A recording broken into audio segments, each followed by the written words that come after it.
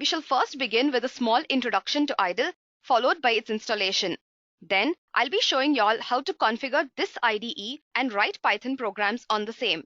So without any further ado, let's get started. IDLE is written completely in Python, and like I've mentioned before, it comes as a default implementation along with Python. Its name is presumed to be in the honor of Eric Idle, who was one of the founding members of Monty Python. This IDE is considered to be extremely suitable for the education industry due to its simplicity. Some of the very important features of IDLE include availability of Python shell with syntax highlighting, a multi-window text editor, program animation or stepping, which refers to executing one line of code at a time. Breakpoints are also available to ease the debugging. Call stack of this IDE is clearly visible. Okay, so now that you have a basic idea of what is IDLE, let's move on and see how you can actually install this on your systems. It's really easy, guys. All you have to do is follow the 2 steps which you see on the screen. To make use of IDLE, all you have to do is download Python from its official website on your systems. You can go to the official website by just typing python.org in the search bar.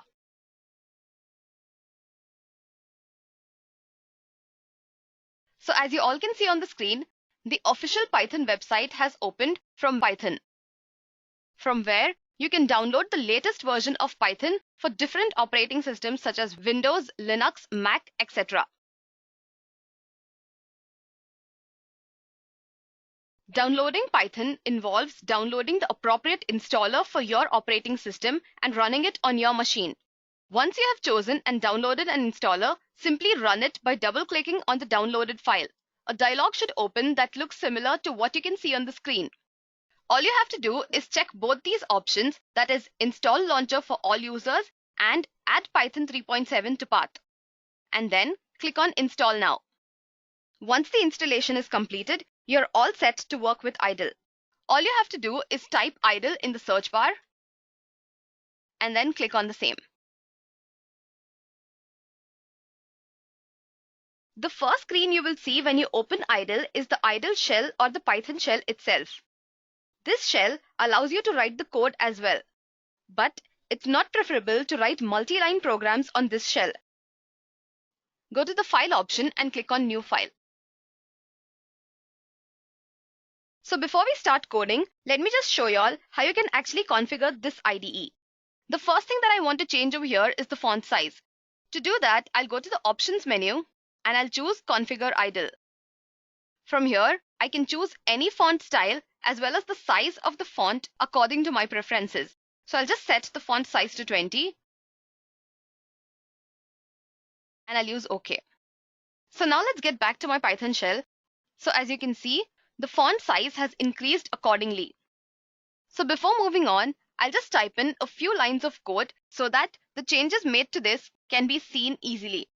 So I'll just declare a variable, say A, and I'll assign a value of 4 to this, and then I'll take another variable, say B, to which I'll assign 5, and then I'll just print the sum of A and B. One thing I want you all to notice is the dialog box that's opened on the screen.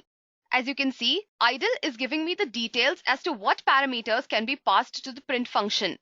Like I've already mentioned before, this is one of the very important features of IDLE, which shows the call stack very clearly.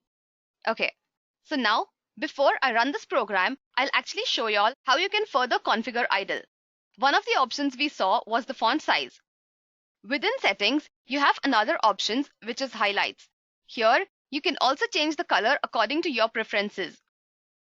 Guys, you can also configure the keys according to your choice. So there are many other menus over here, such as the Format menu, which contains indent region, dedent region, comment out regions, etc. Indentation in Python, as we all know, is to mark a block of code. Now, in case you have written your program but have somehow missed giving indentations to the code, you can simply make use of the indent region function. Now, in case I want to indent out some region, I'll just highlight that region and I'll use the indent region option. So as you can see, the complete region which was highlighted has been indented. On the other hand, the dedent region will help you get rid of unnecessary indentations. So I'll just show you all how that works. Okay, so as you can see, the highlighted part of the program has been dedented. Similarly, IDLE also provides many other options in the Edit menu, wherein you can find, replace, go to some particular line, etc. Okay, so I'll leave all this for you all to explore. Now let's get back and see how you can actually run your code on IDLE. The Run menu you see on the screen has an option which says Run Module. When you click on this, a dialog box opens asking you to save your program before you run this. All you have to do is click on OK and save the file with whatever name you want. So I'll just name this as EX. And don't forget that you'll always have to specify that it is a .py file. In case you don't do this, your file will be just like any other text file. So now, save this. And as soon as you save it, you can see that the output has been returned on the Python shell. Now, sometime back in this session, I mentioned that you can make use of this shell itself to run your code. Now, in case I want to add some values, say 3 plus 4, all I can do is use 3 plus 4 and then hit enter. So as you can see, it has given me the sum of 3 plus 4, which is 7. But since it's not very convenient to